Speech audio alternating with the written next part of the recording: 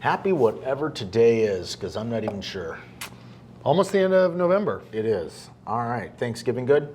Fantastic. You? Nice. It was. I gained all the weight that I lost the week before because I did my little fasting after Anthony Robbins or Tony Robbins. I finished with a 10-day fast. Lost like 10 pounds, gained it all back in one day. Wow. So, yeah. I just added on. But it was good. Good family, good food, good conversations. It was good to catch up and see everybody, and actually took a few days off and did some R&R too. So it was Nice. good. Likewise. Yeah. What are we talking about today? The business behind the business. The business behind the business. How's that sound? We were trying to come up with the title. I think maybe I just came up with the title. All right. The business behind the business. So what business are we referring to so we can get behind it? So we're always talking about agents and their actions and their Right. plans and their lines in the water. And these are all great things to talk about for the business. But it's all for naught if you're just kind of fumbling all of it. If you're taking that knowledge and not using it to its utmost, Okay. I guess that's where I'm going with this. That's where my thought pattern was. Okay, so let me practice my role play skills here and see if I'm making sure I'm understanding your question by repeating it back to you, saying it differently. Okay. Okay, so see, that's role play there. So kind of the structure that's behind, you mentioned lines in the water, so we want to kind of talk about the structure that's behind that, maybe the action plans and things of that nature. No, okay. No. So see, I missed part of it. Why don't we just get into it? We'll All see. right. We'll come up with the title afterwards. Okay. Basically, I found all these quips Okay. that I thought were just so apropos to real estate. Okay. And I've seen examples of pretty much all of them. Okay. And so I thought now would be a good time to hit on those little things behind we know what we should be doing and how we do them that maybe we can improve on to have a better business. So let's start with an example. All right, so my first one is don't get bitter, get better. Okay. Because this is something that probably in sales in general, certainly in the real estate game, there are many opportunities for us to get bitter. Absolutely. We have unreasonable clients, we have over-demanding clients, we have vendors and things that, just situations come up that can affect us dramatically. Right? So you have a listing and you're like, oh, this is great, you're working hard at it, and then someone says, no, you're not, and you lose the listing. And you're like, now how can you not get bitter over that, right? But you can't allow it to drag you down.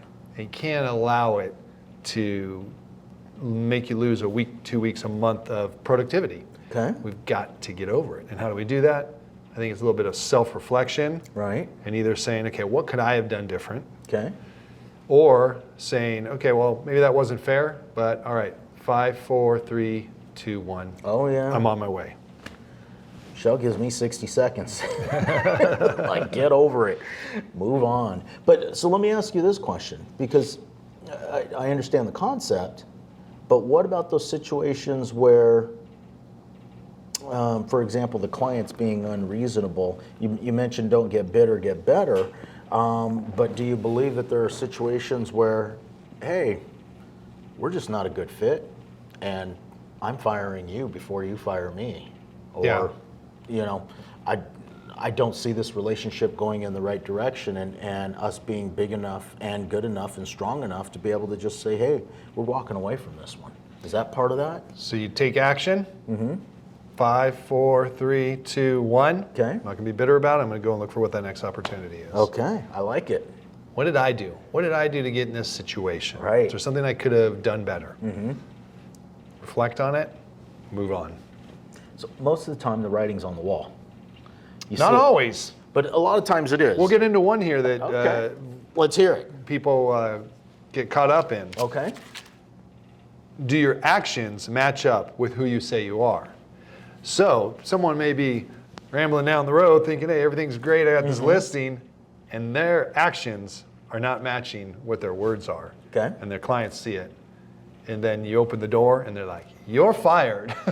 So you Okay. don't see it coming. It Right. could be a total surprise. Okay. Then you really got to reflect and say, oh boy, what did I do? What was going on here? What did I say that I'm not doing? Okay, so some of the actions could have been you gave a listing presentation and you promised X, Y, and Z, but your performance, maybe you stopped at X.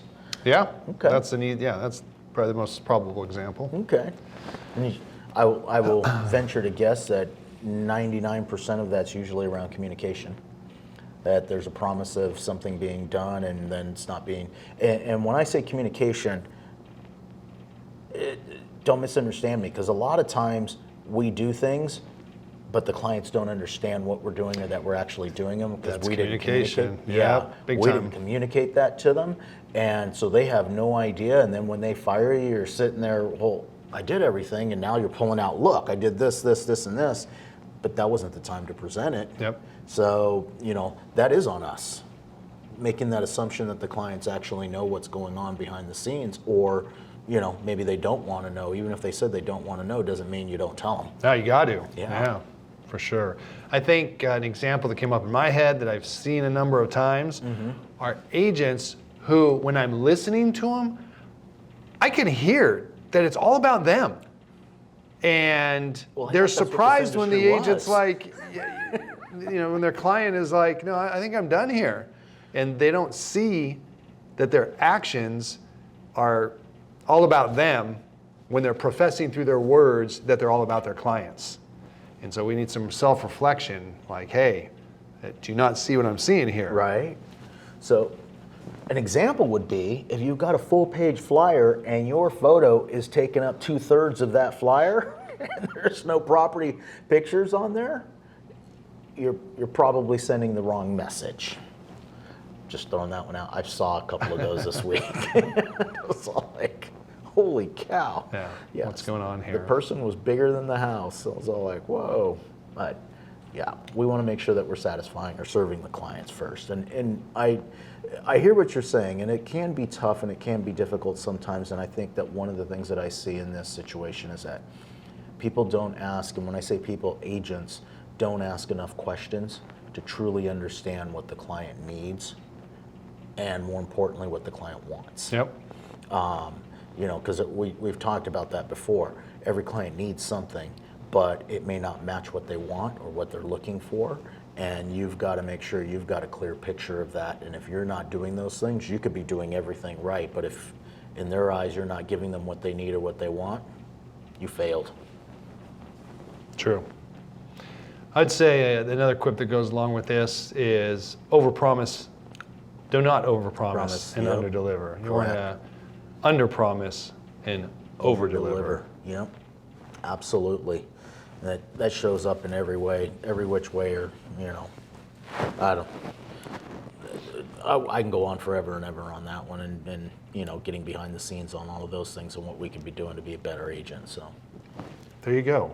Behind the scenes, being better agents. That's the title for this. okay, so All right, I'm just going right down the list. Luck is when opportunity meets preparedness. okay, I think in this business, a lot of times, we hope for business, we see business, we're thinking we're getting business, we ultimately don't get business, and we're wondering why. And I think that it's a lot about, were we prepared for that opportunity when it presented to ourselves? most of the time I'd say no. And I'm sorry, I'm being harsh. I do a lot of role play with a lot of agents, and so I just understand the preparedness of really where they're at. And we don't practice nearly enough the skills and the education and making sure we're on top of things for the amount of money that we are asking for when we take that listing or we're working with that buyer. In a lot of cases. And I find it interesting. I got a call from an agent this morning, and they are 2 days away from closing escrow, and turns out that there were 2 projects that were started in the house that permits were started on, but it was never completed, and the city found out about it, so the city's putting a stop to the transaction. Oh, wow. Yeah, 2 days before the thing is supposed to close escrow, and calls the other agent on it. And I looked up the other agent. This is their first transaction, and no disrespect to some of our brokerages out there, but it's a no-name brokerage. And I call this agent up, and I asked the question, are you getting support? No, my broker's not there. And well, why are you working there? Oh, they gave me a great split.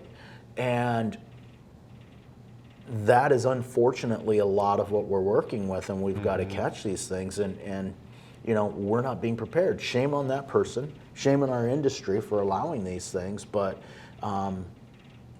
unfortunately we got to pick up the baggage for ourselves and sometimes for others, and that's ultimately being over-prepared. So we've always said here, you know what? We're RE/MAX, we're the professionals. Right. You're in a transaction, the other agent is absent or making mistakes. Don't pinch and moan. Don't get bitter. Don't yell and scream. Just get in, get the work done, carry that football across the goal line, even though the other agent was supposed to do it, close the deal, get paid, move on to your next transaction. Correct. That's what a professional does. Yep, make sure the buyer's happy, the seller's happy, the clients are good, and they've been serviced the way that they should be serviced, and we've done our job. And shame on the other person, but that's them. Yeah. Yeah, we control us. So practice. Well, preparedness, I fell victim to that. I think I do pretty good. I'm on the phone. I plan out what I'm going to say. Okay. I don't think I practice it enough. I had someone come into my office. I was kind of in the middle of this. And I said, oh, here. And I role played with them real quick. Just kind of spur of the moment type of thing. And the person said, oh, well, try this. And I was like, oh, that sounds very interesting. The next call, did it, used it, set the appointment. Nice. I'm like, oh my gosh. So, even I fall foul to that of not preparing enough. I will say this. Sometimes that's just the universe. Because sometimes we never know where the business is coming from, and I always feel like the more that we do and the more we throw out there and the more prepared we are, that luck does find us. And, the situation that we're looking for presents itself right in front of us. You can call it whatever you want to call it, but sometimes that just occurs. So, do these things that are happening. Hear it all the time. Preview. It's one of the things we always preach, that you should be previewing and you should know your inventory. I don't have any clients right now. Yeah. That's exactly why you should be previewing. Exactly. So, 9 times out of 10, somebody shows up when you're prepared and ask that question, and then you're able to have a. They end up asking a question about the house you just look at or the neighborhood you just visited, and you go, oh my gosh, how crazy is that? It's way crazy, yes. It's weird how it happens, but it happens. You got to trust me on that one. Yeah. So go preview. Do the work and they will come. Yes, absolutely. So, here you go. You will always find what you're looking for. Our words and our intentions have power. Yes, they do. So we got to keep that in mind. We just got done working on our vision boards a couple of weeks Yeah, ago. I did my vision board. And I pulled out last year's vision board and took a look at it, and about 80% this year. Check. So is it top of mind all the time? No, it's just one of those things that you'd be surprised. It's, making that purchase of that new car, and when you make that purchase, all of a sudden the darn thing shows up on every street corner. They were always there. We're just more aware of it now. Yeah. So. I recently decided that we always say things like, oh, I want to do this, or I wish I had that. And, you forget, and then you pick it up 3 months later, and then you forget, and then, the vision board puts it there in front of you constantly. Correct. So it's always a reminder. But when I was looking at my vision board a year ago, maybe it was 2 years ago, I said to myself, I'm like, wow, I'm never going to do anything unless I have intention to do those things. Right. And maybe I'm not prepared to do them right now, but why don't I take that first step and see what happens next? Amazing. You just propel yourself there, even though in the beginning it's like, it really doesn't look like the path's open right now. Right. Well, it certainly as heck isn't open if you don't take that first step and to discover what's on the other side of that step. And just because it didn't occur in the year that you put it on the board doesn't mean it's not coming. So, Took me 3 or 4 years to get my VW bus. right. But it was on there and I got it. I remember it. I remember when you put it on the vision board, and I remember when it actually happened. And sometimes it's just a process, and it's that constant reminder. So don't be afraid of it. Yep. All right, we're getting down to the bottom here. Actually, we're at the bottom. It's better to be overdressed / prepared Okay. than it is to be underdressed / prepared. So I will just tell you, I've seen this too many times. The most common example I see are experienced agents in the business. And it's like, oh, hey, that's my friend. Or, oh, hey, that's that guy. We have such a good relationship. And they called me up. Yeah, they're whoever died and they need to get rid of this house. Come on over. Let's talk about it. And the agent shows up Shorts and flip-flops. in their weekend getup. I have a weekend getup. I don't show up in it. They in their weekend getup to have a chat with nothing behind it. Right. And they're surprised when they don't get the business. Yep. But it's my friend. Yeah, but they're calling you the professional out, not you the buddy on the weekend. Correct. So that's the one most common that I see that actually surprises people. And it's being prepared, and I think part of that is knowing your audience as well, because we're online right now and we're talking to the entire world. Well, they possibly thought they here. knew their audience. True. But some parts of our country, being in shorts and a t-shirt works. Gotcha. Okay. So part of that is knowing your audience and understanding, really what the marketplace is. But and I guess, here's the thing. I get a phone call on a Saturday and somebody says, hey, I'm thinking of doing this. Can you come over right now? And I happen to be around the corner and I'm not dressed like the way I should be dressed. I might have that conversation with them. Hey, Yes. I'm around the corner, but I'm on my way back from the hardware store and I'm around the corner. I'm happy to stop by now, but Got paint on my pants and a dirty shirt. Right. I can come over now, or do you want me to Exactly. come over tomorrow morning? So now they've given you that, hey, yeah, come on over. It's not a big deal. You've got Done. Exactly. So kind of setting That's a that good up point. so that you are in a good position when something like that occurs. But I've seen people. I'm gonna flip this, and let's see if the same person comes to mind.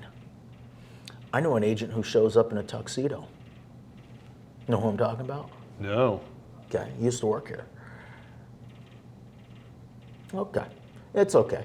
Sounds familiar. Yeah, but he'll come back to you. But anyway, he shows up to his listing presentations in a tuxedo. Right message, wrong message. It's a bit much, but Okay. it's better than surf trunks and a t-shirt. That is true, but does it really fit the situation? Yeah, not really. And you have to be careful whether or not, you might have a gimmick behind it or something like that, but if that gimmick doesn't make sense and it doesn't fit the situation, Could you make be- someone uncomfortable. Exactly. So, bless you. She sneezed in the back. Yeah, I think that people just need to be ready. You Yes. know, it's great to go and think, hey, I just have conversations with this person and we're going to talk about listing this house. Well, you don't ever know if you're going to show up and there's another decision maker there you weren't aware of. Correct. Right? You didn't ask the question. If it is the death of someone, maybe there's a trustee or a brother or a sister or Right. a distant cousin who wants to get in on the deal or has the authority to be in on the deal. You don't know them. You don't have that comfort level. We don't see it too often now anymore because everything's digital, but you remember the days when we were on carbon on our contracts. Press hard, third copy's yours. Exactly. And how many times did we hear the conversation from the agent that they went on a listing appointment without an actual listing contract? All the time. Used to hear it every day. Talking about unprepared. Like, well, but I'm like, no buts. And how many times did we see the same situation where that person would have signed it right then and there, but the gap that was created gave that other person an opportunity. Hesitancy. Yep, and they met somebody else, and next thing you know, that listing went to somebody else. And then we circle all the way back to don't get bitter, get better. But I learned that. I always had a blank copy of the listing agreement in my listing presentation. that was soon as I got my license, that was one of the first things that my broker taught me, and actually put a package together. This goes in the car. Yep. And just stays there. And if you pull it out and use it, you replace it. I had a listing agreement in my listing presentation, and I had a listing agreement, a purchase contract, and a TDS in my realtor box in my trunk. Exactly. Remember, do you used to have a little file folder that you would take? Exactly. We used to have file folders in our trunks that we would take around with us. Yep. The good old days. They were the good old days. So I'll fax that offer right over. Oh my goodness. Or even better, I'll drive it over and I'm going to drop it off. Yeah, so it never hurts to have that information there. It's better to go into a situation, oh, it's Nestor. God, I know him. We chat. We're just going to have a conversation. You know what? Why don't you just have the information with you? Yep. And if you have to just throw it away and never use it, great. But man, if it turns out that that's what's going to save the deal, man, you're going to really be happy you did it. Absolutely. You know what else I used to do was, did you ever find yourself doing this? I was always a suit and tie guy. That's the way I was brought up in the business. But with my clients, generally it would be, okay, I met you somewhere, or we're going to go and look at some property, or I'm going to meet you at your house for the listing presentation. And yes, we used to take people around in our cars. Yep. Do people really do that much anymore? It's gone. always follow, right? It's completely So gone crazy. now. Yeah. And the first was always Travis in a suit and tie. Now, depending, I could maintain that. Right. But generally, I would get the rapport going, and then it would be Travis a suit, no tie. And then it would be Travis in the slacks and just a shirt. Right. And maybe in the end, you know, some khakis and a polo shirt or something. Okay. So as I created that, built that relationship, I mirrored it a little bit with the comfort level of my attire. But, and I, you know, that goes right back to, again, knowing your audience and knowing your clients, because I'm sure that there were situations where it stayed 100% professional and Tie all the way to closing. Exactly. No doubt, yeah. Yeah, and that's reading your audience and understanding them and again, making them feel comfortable in what's going on. And I think I was pretty conservative in that regard, because I remember more than once where clients would say, Travis, you don't got to wear the tie. It's okay. Right. Like on the second or third Right. showing, maybe I just didn't read it right. And I was like, okay. And I would loosen up, but I'd be a little more conservative than general. Interesting. Yeah. What else we got? That's my list. All right. Yeah. So just some of those notes and things to think about that are Okay. not skills that we get out of a book generally. Right. Right? They're not part of our business plan, but when we're out there conducting ourselves, we should really think about these. Want me to go through these one more time for people Absolutely. just so they know? We're talking about experience. Yeah. Basically. A lot of it, yeah. Yeah. You know, socialization. Don't get bitter, get better. And that one we just hit on a number of times. Correct. And it's hard to avoid as an agent. There are times that you're going to want to be bitter. And we got to make sure we get over that as quickly as possible. Do your actions match with who you say you are?